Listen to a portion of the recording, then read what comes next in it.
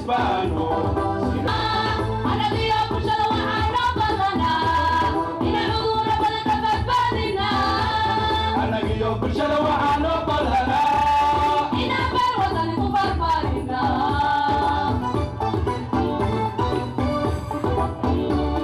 anadiyo bulshada waxaanoo badanaa runtii aadu badan ku baaridinaa anadiyo bulshada waxaanoo badanaa ina cudurro badan ka badbaadinaa anagiyo bulshada waxaanoo badanaa inaan beer wadani ku barbaarinaa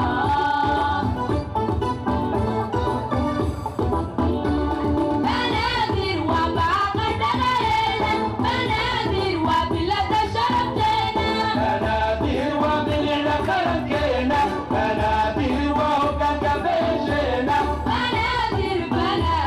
waa boqorka ciideena banaadir waa baaqa dhalaheena banaadir waa bilada sharafteena banaadir waa bilicda qarankeena banaadir waa hoggaanka beesheena banaadir waa boqorka ciideena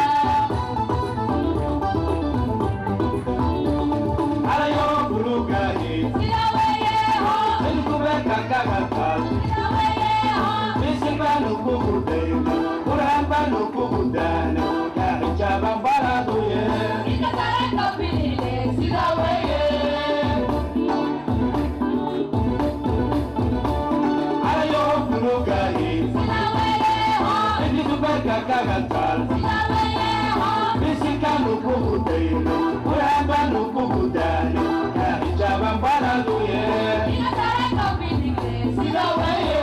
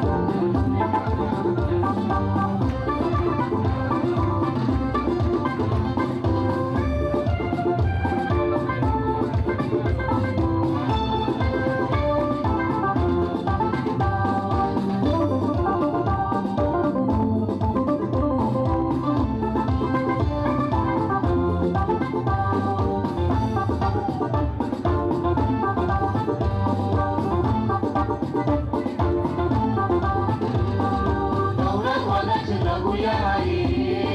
dhawaanaadis wada jecel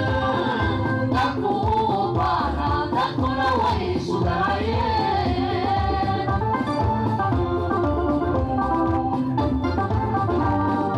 dowlad wadaji lagu yahay dhawaanaadis wada jecel dadku uu baanaa dadkuna way sugaayeen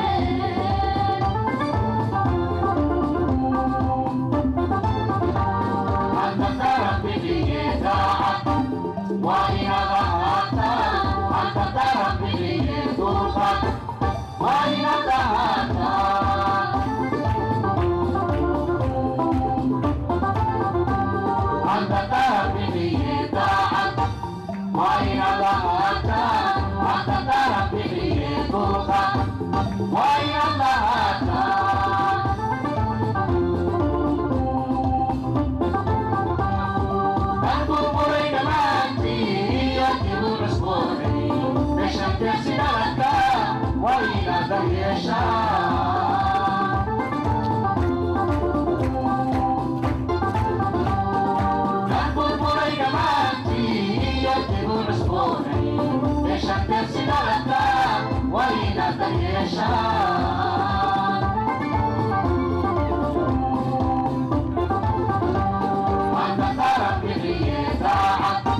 وإلى ذهبت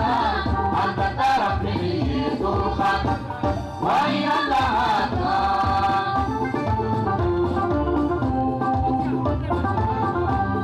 أنت ترى به داعك وإلى ذهبت أنت ترى به دوخك وإن لهاتا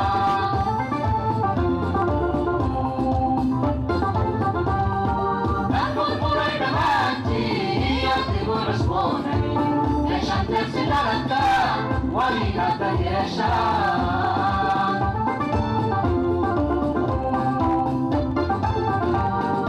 نقول بريد مانتي يطيب عصبوني يشان تفسي لغتا وإن تيشان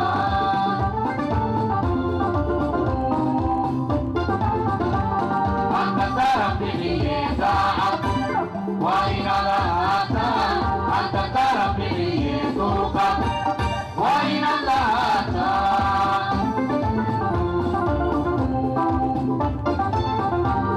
أنت ترى به داعا وإن لهاتا أنت ترى به طرقا وإن لهاتا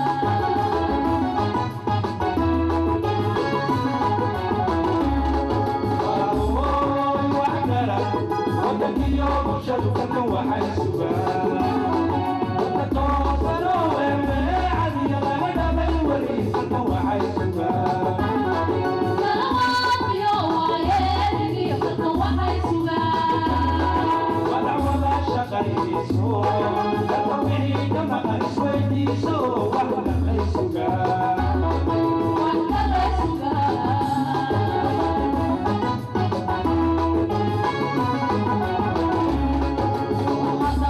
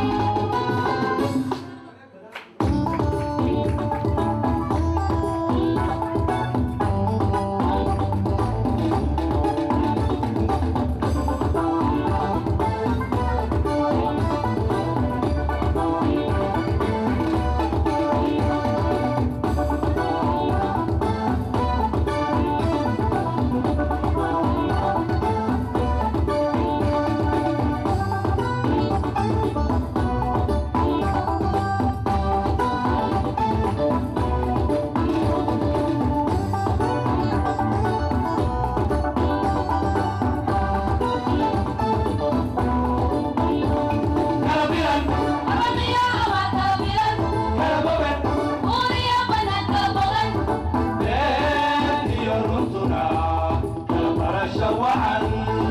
bidixda iyo midigtuna kala baxad wey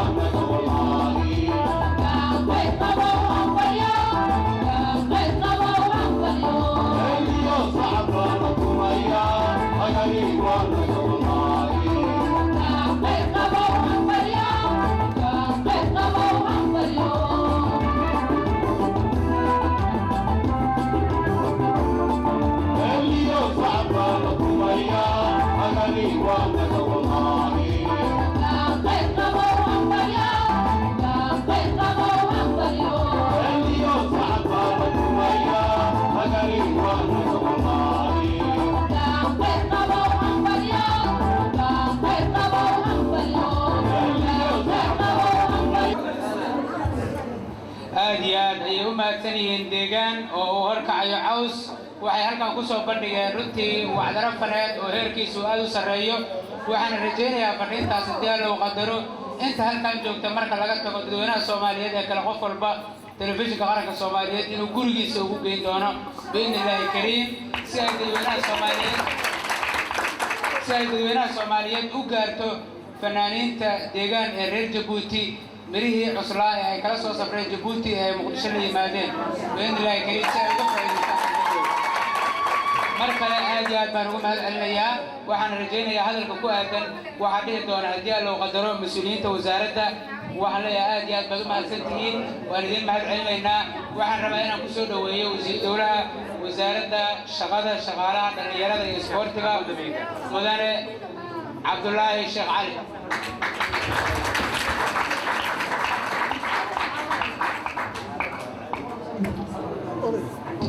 بعد السلام مدن رئيس الوزراء بحقين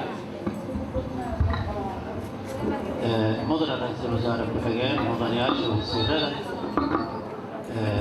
فنانيكتا ورياشا أبوانا دواوين وما دهالك وفردية دمانتين وين السلام سلام كدب وحاس ويدي سمح الله أنا قلت بسوء waxa la igu soo hormariyay waxay tahay waxaan gacanta ku hayaa waa wasaaradda dhalinyarada isboortiga qaybahaas ka mid ah oo ururo bulsho waxa meesha maanta taaganna waxa waa fanaaniintii Soomaaliyeed ha ahaato martideena nooga timid Djibouti ama kuwii Soomaaliya jooga Soomaalida ahaa iyo dhalinyaradii warfaafin marka waa ururo bulsho waxaan marka hore aad iyo aad ugu mahadinayaa Sangub waxaan maqli jiray anigoo aad u dhalinyaro maqli erayga uu soo tuuray waxa weeye fanaaniintii illa iloobay fanaaniintii duqoobay fanaaniintii xanuunsatay ana laga warqabay waxaan kuugu bishaareynaya ururada bulshada dhalinyarada iyo sportska inay horta garab taagan yihiin aysan iloobi doonin ayna dawladdu ku riixi doonaan in fanaaniinta iyo ciyaartooydii hore ee Soomaaliya gacanta lagu soo midda labaad dhacdooyin yar rabayna sheego Djibouti markay ku jirtay halgankii gobonimada waxaan xusuustaan oo dhalinyar oo mudaharaad sameynayna dakharka wali waa igu yahay waan u raadinayna gobonimada waa xusuustaan waxaan uga marxaati kacayaa mar labaad fanaaniinta Djibouti nooga timid markay yiraahdeen gobolka Banaadir ay ka hadleen yiraahdeen waa boqorkii Soomaalida warun waxaan idin sheegayaa markii ay qaadanayso xornimada Djibouti 27 Juun 7 casho ka hore anigu waxaan joogay dawladda hoose waxaan ka ahaa xigeenka duqa magaalada heegan aan ugu jirnay laba shay baan ugu jirnay mar waxay ahayd waa sanad guuradii la xisahayay 26 Juun xornimada waqooyiga gobolada isla habeenka waxaa ku xigay xornimadii Djibouti aniga iyo ku-xigeenada kale iyo gudoomiyihii markaa madaxda ka ahaa gobolka heegan aan ugu jirnay madaxdeennii qarankana waxay jireen Djibouti heeganka waxaan ugu jirnay waxay wax walba oo la soo dalbado inaanu Djibouti ugu helino anugeen waa mahadsantihiin haddaan gobolka Banaadir inuu yahay boqorkii yahay halkaasuu ku jiro welina waa ahaan doonaa sidaasuu Djibouti u daba taagnaan ugu dambeyntii waa idinku mahad celinaynaa waxyaabo yar oo iska dhici karo tabar ay keeni karto idinkuna aad fahmi kartaa waqti waxaynu maraynay kala guura ma ahayn in deegaan la ilowsanaa waa nagu wada taagnay laakiin duruufta markaa jirta xoogaa ayaanu dareemaynaa marka waxaan aad uga mahadinayaa wasiirka warfaafinta oo isagu iska xil saaray arrintaas inaanu saxno sidaad rabteen laydinma soo dhaweyno reer Djibouti waa naga raalli ahaanaysaan duruuftaas sidaasa waana ogaada walaalihiin sidaad hadda ay u sheegayseen ahayd in cid kale aydan qabin annaguna cid kale ma lihin waxaa aad u mahadsan madaxweynaha Jabuuti Ismaaciil Cumar Geelle aan marnaba ilaawi karin sida uu Soomaaliya isu garab istaagay sida weliba haddana gaar ahaan uu noogaga dheereeyo fanaaniinta inuu garab istaago waa fanaan isagaa waa fanaan marka isagana mahad weyn ayaan u celinay warka culayskiisii waxaa wasiiro iyo waxaa jooga ra'iisul wasaare ku-xigeenka intaasaan u dhaafaya waa mahadsantiin laakiin ma laha ku soo dhawaada xamar idinkaa iskale reer Jabuuti meeshaa rabtaan aad ka mari kartaan ciddaad rabtaan aad tegi kartaan reeriha waa isla reeri ama Jabuuti jooga ama Soomaaliya imaada waana mahadsantiin assalaamu calaykum warahmatullahi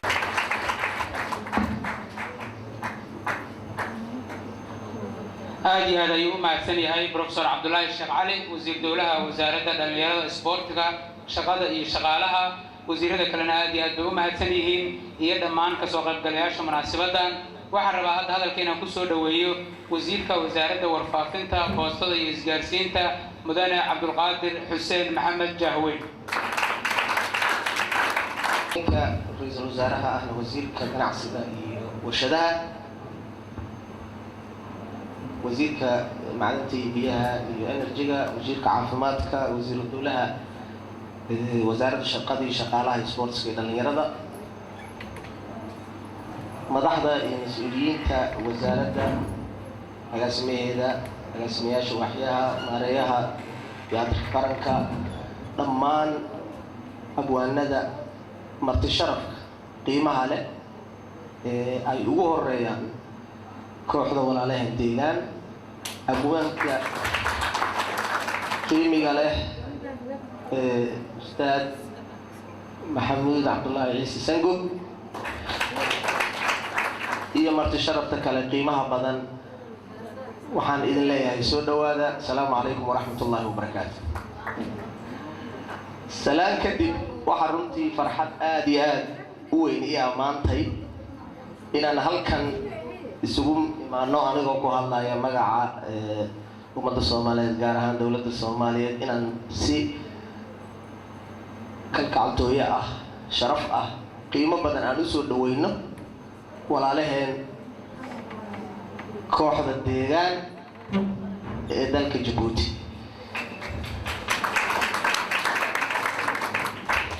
iyo abwaankii weynaa ee rugcadaaga ahaa ee Sangub ee horkacayay waxay noo tahay farxad ballaaran runtii aan la soo koobi karin sida aan u dareemayno booqashada ay walaalaheen nagu soo booqdeen magaalada caasimadda ee Muqdisho deegaan waxaan filayaa qof kastoo Soomaaliya maanta koox ahaan waa koox uu aad u yaqaano halgankii iyo walaaltinimadii iyo dareenkii qiimaha lahaa ee in laga soo bilaabo maalinkii madaxweynaheena saasaan leeyahay madaxweynaheena Ismaaciil Cumar Geelle uu istaagay in walaalihii iyo ummadda Soomaaliyeed dhibaataysan inuu wax la qabto abaabulkii iyo baraarujintii iyo wacyigii iyo dareensiintooda kooxdii ka qayb qaadatay annagu dad waa duqoonay oo waxaan ogaa deegaan oo dhalinyaro yaryar ah aad baan ugu faraxsanahay maanta inaan dhammaantood ay gadaashayda taagan yihiin waana aad bay noo farxad gelinaysaa waxaan idin leeyahay soo dhawaada gacmo faran ku soo dhawaada gurigiini hooyo guri aqalkiini labaad ku soo dhawaada waxaan runtii aad iyo aad u dareensanahay oo aanan moogeyn waqtiga iyo marxaladda aynu ku jirnay xilliyada booqashadii ay ahayd oo ahaa waqti isbedel waa taladii abwaankan qaadanaya Sangub waqti kala guura dhihi maayo waayo in la kala guuro la iskuma ogeyn waqti isbedel ah oo la isku soo guuray waqtigaas iyo farxadii naga badatay iyo qalqalkii iyo mashquulkii aan galnay wuxuu sababay in wax badan oo aan maaragtay aad mudnaydeen iyo ogaasho badan iyo maaragtay haddii ogaal badan oo mudnaydeen inaad gafteen marka waa cudurdaar ka bixinaynaa waxaan ku rajo weynahay inaad naga aqbali doontaan marka soo dhawaadaan idin leenahay waxaan ogahay oon wada garanaynaa muhiimadda ay leedahay fanka iyo suugaanka iyo sida ay nolosha bini aadamku qayb uga mid tahay waxaad tihiin fankii dadka ehelku u ahaa sooyaalkii Soomaaliyeed meeshii uu jiro dal iyo dibadba dadkii nooleeyaa tihiin soomaalina abaal bay idiin haysaa shaqada aad haysaan waa shaqo aad iyo aad u qiimo badan waana laydin ogsoon yahay xaalad kasta oo aad ku jirtaanna waxay qayb ka tahay duruufaha dalka ka jira laakiin waxa ballana oo aan ayidaya ayaan ku raacsanahay xoojinaynaana sida walaalkay uu sheegay professor cabdullaahi sheegay inaan geed dheer iyo mid gaaban u fulno daryeelka iyo ogaanshaha fanaaniinta iyo fanka iyo sportska iyo dhalinyaradii iyo dadkii iyo dhalinyaradii cuslaatay iyo inaan maaragtay runtii aad uga warhayno waxaan ognahay walaalahan reer Jabuuti waxaan rabaa inaan halkan hambalyo uga jeediyo sida walaaltinimada leh qiirada leh sharafta leh ay noo garab istaageen waqtiga adkaa walaalku waa walaal kula garab istaaga oo dhinacaaga soo joogsada waqtiga ay danta ku hayso marka abaal weyn baan uga haynaa ummadda Soomaaliyeedna way uga mahadnaqaysaa shacab ahaan waxaan kaloo si gaar uga mahadnaqaynaa madaxweynaha Jabuuti Ismaaciil Umar Geelle waxaan oo runtii guud ahaan abaalka Soomaaliya uu galay si gaar ah wasaaradda warfaafinta iyo boostada isgaarsiinta ay abaal gaar u hayso marar badan aan soo dhaweynay booqashada uu yimid waa wasaaradda kaliya uu codsaday inuu soo booqdo taana waxay ku tusaysaa sida fanka iyo suugaanta ugu weyn tahay annaguna waxaan haynaa taariikh iyo sooyaal aan ku faano oo ku saabsan taariikhda walaalahan reer Jabuuti oo maanta haddii aad kaydka tagtaan aad ka helaysaan mar walbana waa dhegaysanaa si aan isu xusuusin waxaan kaloo halkan salaan uga dirayaa wasaaradda warfaafinta iyo hidaha ee Jabuuti gaar ahaan wasiirkeeda oo ayaguna runtii aad iyo mas'uuliyiinta kale gacan ballaaran iyo talooyin badan na siiyey haddii aad maqasheen radio Muqdisho oo adduunka meel walba laga dhagaysto haddii aad ogaateen in radio Muqdisho uu yahay raadiyaha loogu dhagaysiga badan yahay dalka gaarsiiyeyna adduunkana meel walba laga dhagaysto heesihii ugu dambeeyay aad dhagaysanaysaana ay yihiin heesa la qabtay 70meeyadii iyo 60meeyadii qalabka iyo istuuriyaasha iyo agabka noo sahlay hawshaas waxa gacan lagu siisay dawladda walaalaheena Jabuuti marka aad baan idinkaga mahadnaqaynaa taalafteedu wax la hilmaami kara maaha inay soo nooleeyeen fankii iyo dhaqankii baaliga noqday ee duqoobay ee boorka lah in maanta iyagoo digital la fiirsanayo lana dhageysanayo taas waa ku mahadnaqaya dabcan walaalaheena kuma kooban oo kaliya inay gacan naga siiyaan dhinaca fanka balse qayb kasta ay nala qaateen oo nolosha ka mid ah waxay sidaad ogtihiin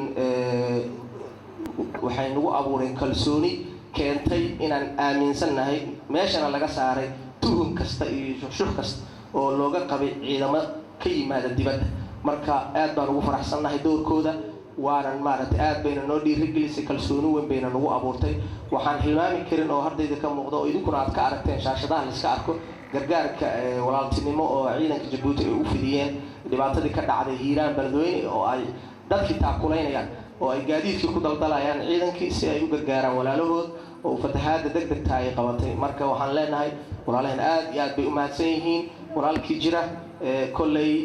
iyagu baa loo dada marka sidaas aad ogaanaysaan aad baan taana uga mahadnaqayaa gunaanadkii ma hilmaami karo abaalka iyo wanaagga ay fanaaniinta halkan joogta qaasatan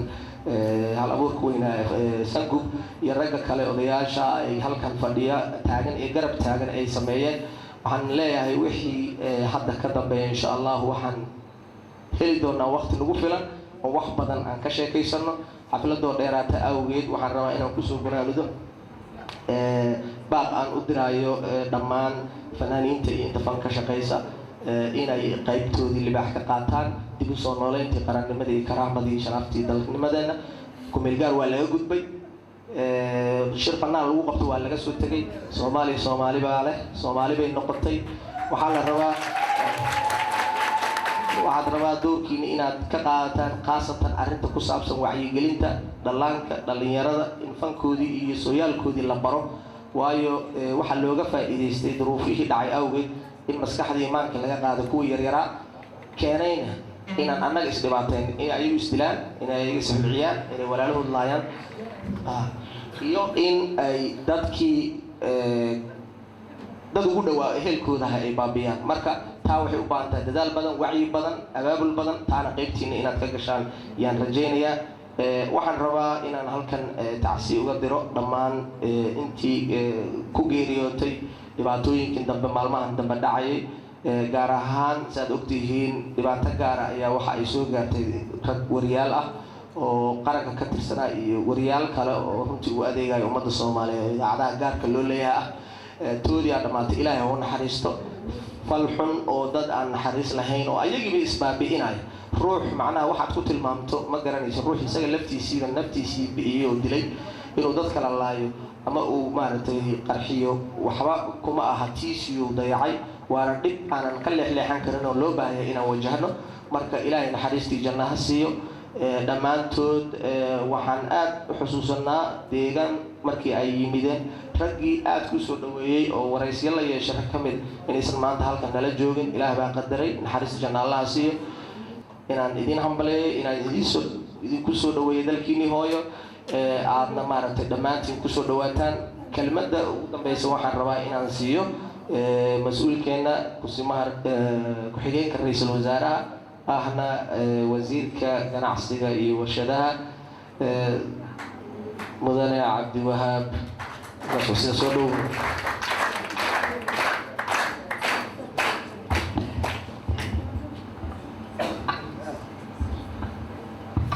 بسم الله الرحمن الرحيم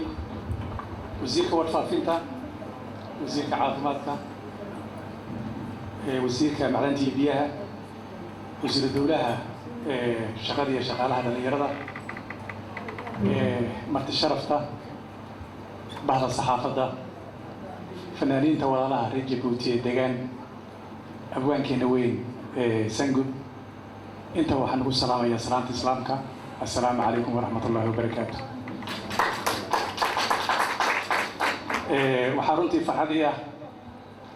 in maanta ay nala joogaan walaalihii Djibouti oo mar kasta hadday nala joogaan iyo hadday naga maqan yihiin bay ahaayeen kuwa qalbigeena ku dheehan oo ayna marnaba kala maqnayn haddana haddii maanta aan wada joogno kooxdii deegaan oo lagu xasuusto halgankii dheeraa ay u soo mareen ducadii iyo baryadii badnayd ifafaalihii ay doonahayeen inay muqdisho yimaadaan ayadoo Soomaaliya ay ka baxday ku-meelgaarkii maantana ay tahay dowlad taam ah oo walaalihii reer Djibouti jeexooda ahaa marnaba ayna kala maarmin sidii fanaaniinta heesooda ku jirtay maanta ay tahay walaalo soo noqday soo noolaaday gobonnimadii iyo sharaftii iyo karaamadii ay lahaayeen labada wadanna aan isleeyahay geeska Afrika waxay noqon doonaan kuwa hogaamin doona insha Allah sidii wasiiradu ay sheegeen iyo dadkii naga horeeyayba waxaan ka cudur daaranaynaa xilligii aan ku jirnay adkaa xilligii aan ogtihiin 20 sano burbura in laga baxo mudaya oo hal sano oo loo qabtay xukuumaddii badbaado qaran annagoo ku mashquulsaneen baa waxaan rajaynaynaa inaad ku qanacdaan marxaladdii aan ku jirnay ayadoo aanan ahayn haba yaraatee hilmaan inuusan jirin balse ay jirtay duruuf iyo sidii abwaan sanguba uu sheegay wasiirkuba aanu ku jirnay isu soo guur laba ka baxnay kala guurkii reer Djibouti waa walaalo nagu dheer waxaan xasuustaa 2000 shirkii carta wadanka waan ka maqnay dibadaan joognay waana ka qaxnay walaalkay madaxweyne Ismaaciil Cumar Geelle hadalku ku hadlay wuxuu ahaa waxaan u baahanay maanta in la heliyo heladuusuna waxay ahayd inuu arko ummadii Soomaaliyeed oo soo noqota oo runtii naftiisu u dareemayay markii wafdi uu aadaya ama wadamada geeska Afrika uu soconayo inuu noqon yahay calankii iyo kursiga Soomaaliyeed maanta waxaan isleeyahay tii uu Ilaahay ka baryayay iyo heesihii deegaanka baryada hay salaada loo tukanayay inaan maanta ku jirno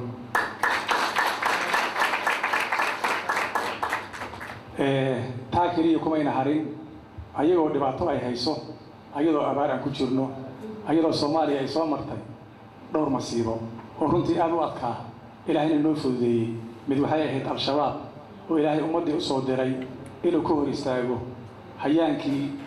iyo dowladnimadii iyo midnimadii diinteennaba iyo haddana abaar aad u kulul oo dadkii odayaasha ay ku tilmaameen muddo 60 sano laga joogo inay dhacday taa ayadoo jirto abaartaan aan isleeyahay Djibouti nafteeda kama marneen way haysay ila isku deegaan baan nahay ayaa waxaan xasuustaa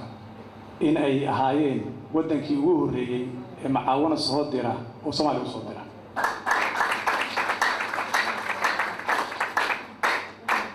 macaawinadaasi waxay ahayd macaawin naftooda ay u baahnaayeen oo runtii ay soo dhaafiyeen oo walaalahooda ay u soo direen iyo mid tii ay ka baahnaayeen isku ururiyeen ay u garteen inay Soomaaliya u soo diraan. waxaan xasuustaa markii dad aad u fara badan oo kumaan qaxooti ah Soomaaliya koonfurta Soomaaliya ka soo qaxeen Muqdisho ay yimaadeen waad garan kartaan dhibaatadii haysatay, waad garan kartaan caafimaad darradii jirtay, waad garan kartaan carruurtii inay dhimanayso shumaysay. haddana Jabuuti waxay ahayd dowladdii ugu horreysay oo soo dirta ambulance lagu qaado dadka ayaga.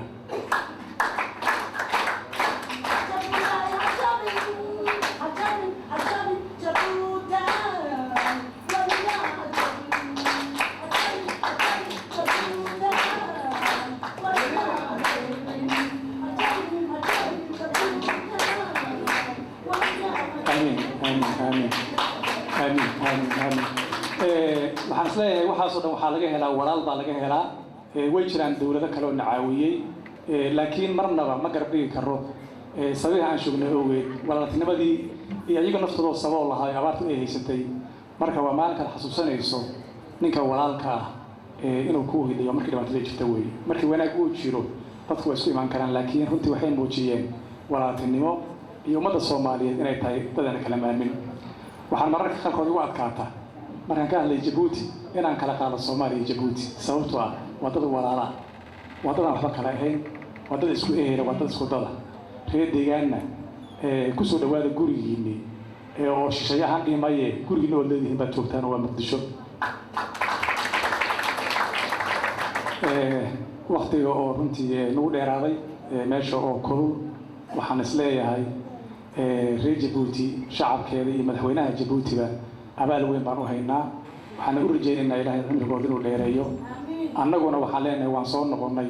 naftina waana soo gashay, garabkiina waan taagannahay, dad walaalna waan nahay. ilaahay ha ka dhigo Jabuuti meeshii ummadda Soomaaliyeed awalba way ahayde nabadeeda iyo amnigeeda ilaahay uu ku baajiyo.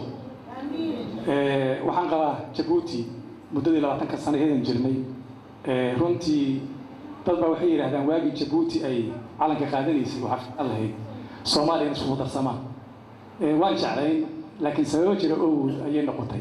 laakiin waan u baxsanay baan leeyahay. maxaa yeelay dhibkii nagu dhacay maanta ayada waxay noqotay inay istaagto soo celiso qarankii Soomaaliyeed. luqadda Soomaaliga ku hadallo oo isleeyahay malaayiin Soomaali ah oo ka qaxday waddanka carruurtoodina ay luqado kala baratay meelaha rajada aan ka qabno inay dib ugu soo noqoto waxay ahayd markii Ismaaciil Cumar Geelle isku geeyey luqadii Soomaaliga hoyna uga dhigay Jabuuti. taasna waxaan isleeyahay guul weyn baa waxaan runtii aad ugu faraxsanahay Sangub oo abwaan Soomaaliyeed ah inuu maanta Muqdisho nala joogo. waxaan isleeyahay inay noqon doonto ayna noqon Ilaahay ka baryana markii ugu dambeysay deegaan iyo kooxihii kale reer Jabuutiba inay noqoto mid aad ku soo noqotaan Muqdisho isna barataan jiilkii ka yaraa ee dhashay ee fanaaniinta ilaa hawladiiba bari badan dadkii hore waa tageen. waxaan runtii u tacsiyeenayaa sidii hore lagu tacsiyeyey dhalinyaradii runtii ku dhimatay qaraxii istaba joogga ahaa nimankii al-shabaab ee ummadda Soomaaliyeed dhibka u keenay ay arrintaasi sameeyeen iyo inta kale ee dhimatayba. waxaan Ilaahay uga baryaynaa Ilaahay u naxariisto. hadalkii intaasaan kusoo gabagabeynayaa. aad iyo aad baad mahadsantihiin. deegaanna mar kale aan ku daaranaynaa intii yareed ee dhacday ee lagu kaliftay xaaladda aan ku jirnay inaad ka raallahaataan. waddanka waddankiina weeye, annaguna xaggaan imaan doonaa, idinkuna waad soo noqon doontaan. assalaamu calaykum waraxmatullahi wabarakaatu.